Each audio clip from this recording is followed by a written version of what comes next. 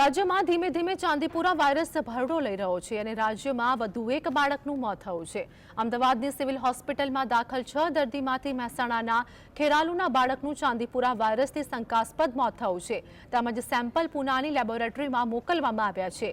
મહેસાણાના 12 દર્દીને તાવ અને ખેંચ આવતા અમદાવાદ સિવિલ લાવવામાં આવ્યો હતો, જ્યાં 2 દિવસની ટૂંકી સારવાર બાદ મોત થયું હતું।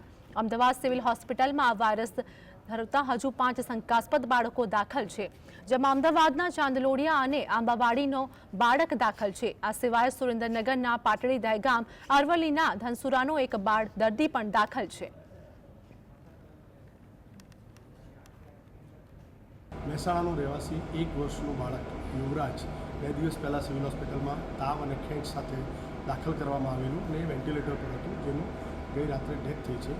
સસ્પેક્ટેડ અત્યારની જે પરિસ્થિતિને જોતા suspected case of Chandipuram virus વિચારી અને એનું સેમ્પલ પુના મોકલવામાં આવ્યું છે, જે રિપોર્ટ બાદ આપણને ખ્યાલ આવશે કે પોઝિટિવ હતું કે નહીં।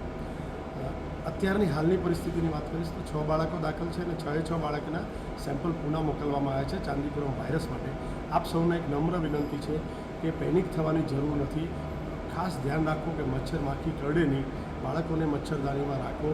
ફીવર આવે એટલે કે તાવ આવે કે ખેંચ આવે તો તાત્કાલિક આસપાસના બાળકોના ડૉક્ટરને મળી અને સારવાર ચાલુ કરાવો, જેથી કરીને આપણે લેટ સ્ટેજમાં હોસ્પિટલમાં જવું ન પડે।